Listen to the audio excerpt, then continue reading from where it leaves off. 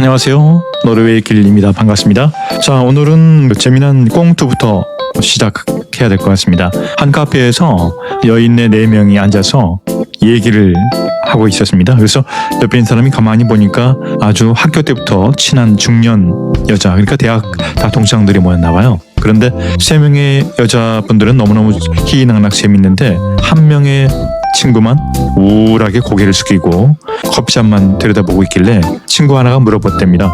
너 왜 이렇게 요즘 힘들고 슬퍼 보이니? 너 무슨 일 있어?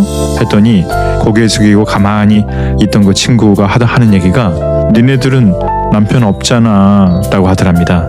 한마디로 남편이 있어서 불행하다는 얘기죠. 이게 어제 오늘의 얘기가 아닌데 얘는 사실 남자를 사랑해서 결혼한 게 아니라 집안 환경 때문에, 지금 중년 세대분들은 공감하시겠지만 아빠가 너무 무서워서 아니면 집안이 너무 먹고 살기 힘들어서 조금 여유 있게 살고 싶어서 결혼이라는 수단을 택해서 결국은 우리나라가 최근의 조사를 봐도 이혼율이 심각하게 높은 그런 나라가 되었습니다. 자, 그래서 오늘은 사랑 없이는 절대 함께 살지 말자 혹은 결혼하지 말자라는 주제로 오늘 글을 시작하려고 합니다. 아마 끝까지 이 채널을 고정하시면 틀림없이 결혼할 건지 아니면 그 사람과 함께 살 건지 마음의 결정을 확실하게 세울 수 있는 기회가 될 것을 제가 말씀드리겠습니다. 자, 그럼 옛날로 한번 돌아가 보죠. 예전에 어떻게 우리가 결혼했는지. 옛날에는 서로 얼굴도 보지 못한 채 어른들의 결정으로 결혼하던 관습이 있었습니다. 조선시대 1392년부터 1910년 사이, 그때가 정점이었는데, 물론 그 전에 고려나 삼국시대에도 정략 결혼은 있었지만 유교적 가치관이 사회 전반을 지배하면서 내외를 철저히 하던 조선시대에 우리가 흔히 아는 첫날 밤에 얼굴을 처음 봤다라는 이런 이야기가 보편화되었죠. 또 그때 당시 남녀 칠세 부동석, 그러니까 7살만 되면 남녀가 한 자리에 앉지도 못하게 했던 그런 문화가 있었습니다. 정말 실로 어처구니가 없었죠. 어쨌거나 결혼은 혹은 같이 사는 사람은 서로 사랑이 없으면 결혼해서는 안 되는 거라고 저는 생각이 됩니다. 그래서 조건이냐 사랑이냐, 그것이 문제로다. 그러면 사랑하지 않는다면 결혼하지 말라는 주제로 제가 오늘 말을 할 건데요. 경제력, 성격, 가치관 사실 다 중요하죠. 하지만 이 모든 조건들이 갖춰졌을 때 만약에 사랑이 빠져 있다면 그 결혼의 끝은 어떨까요? 단순히 로맨틱한 이야기가 아니라 오늘은 통계와 연구 결과를 통해 그 이유를 파헤쳐 보겠습니다. 전문가의 시선에서 한번 보겠습니다. 사랑이 필수 연료인가? 많은 심리학 전문가들은 결혼 생활을 유지하는 가장 강력한 동력을 정서적 친밀감으로 봅니다. 존 가트맨 박사의 사랑의 뇌과학, 세계적인 부부 상담 권위자 존 가트맨 박사는 10년 넘게 수천 쌍의 부부를 관찰했어요. 그의 연구에 따르면 이혼하는 부부들의 공통점은 싸움의 횟수가 아니라 긍정적 상호작용의 부재였다고 합니다. 한마디로 사랑하는 마음에서 우러나오는 그런 웃음, 공감, 관심이 사라진 관계는 사소한 갈등에도 쉽게 무너진다는 거죠. 스턴버그 박사가 사랑의 삼각형 이론이라고 해서, 심리학자 러버트 스턴버그 그분은 사랑을 친밀감, 열정, 헌신 3가지 요소로 설명합니다. 그러니까 한마디로 조건만 보고 한 결혼은 헌신만 존재한다는 얘기죠. 그러니까 공허한 사랑이 될 확률이 아주 높다고 합니다. 그러니까 전문가들은 정서적 기반, 즉 사랑이 없는 헌신은 의무감만 남게 돼서 결국 심리적 고립감을 초래한다고 경고합니다. 제가 가끔 유튜브에서 봐도요, 사랑 없이 결혼한 커플들이 굉장히 비극적인 사건이 무지무지하게 많습니다. 그 외국 사건 사고, 국내 사건 사고의 주요 동기는 사랑 없이 조건만 보고 결혼한 커플이 훨씬 많다는 거 제가 많이 느꼈거든요. 자, 이번엔 설문조사로 본 현실 말씀드리겠습니다. 조건 결혼의 유통기한, 한마디로 현실적인 데이터는 어떨까요? 국내외 여러 설문조사 결과를 살펴보면 흥미로운 점들이 발견되거든요. 결혼 만족도 조사, 한국보건사회연구원 등이 조사한 것을 보면 결혼 생활의 만족도를 결정하는 가장 큰 요인은 배우자와의 대화, 즉 공감이었습니다.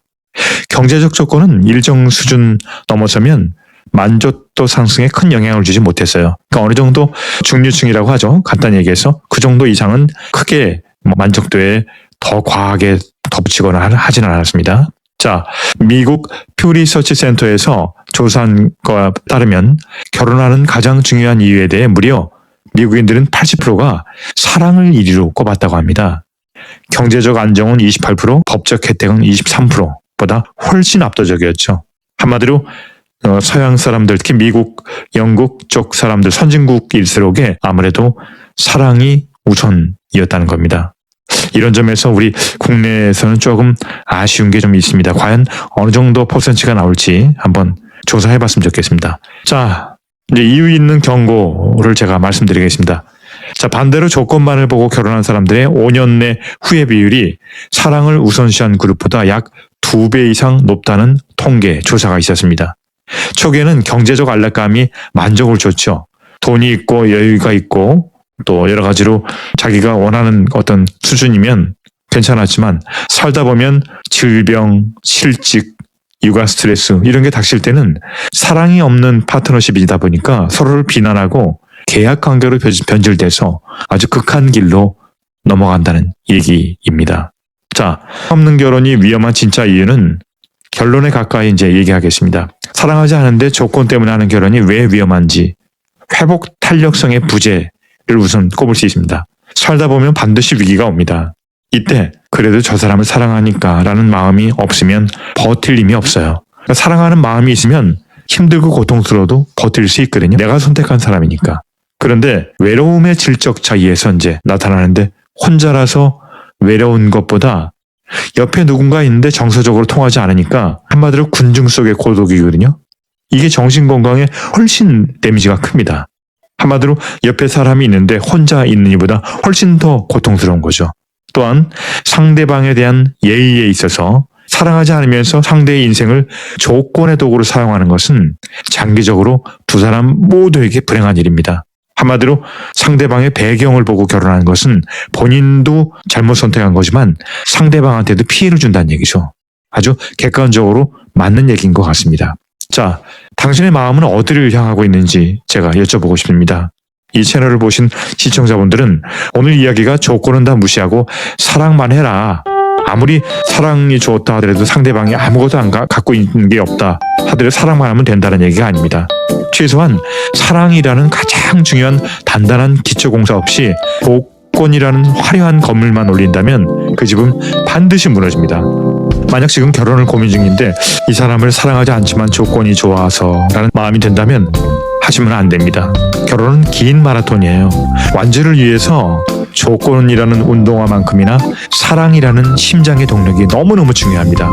꼭 사랑하는 사람과 결혼하시거나 사랑하는 사람과 함께 자세요. 우린 인간입니다. 사람은 사랑하는 사람과 함께 해야 됩니다. 자, 지금까지 감사드립니다. 노르웨이 길이었습니다. 구독, 좋아요 함께 하면 좋겠습니다. 안녕히 계십시오.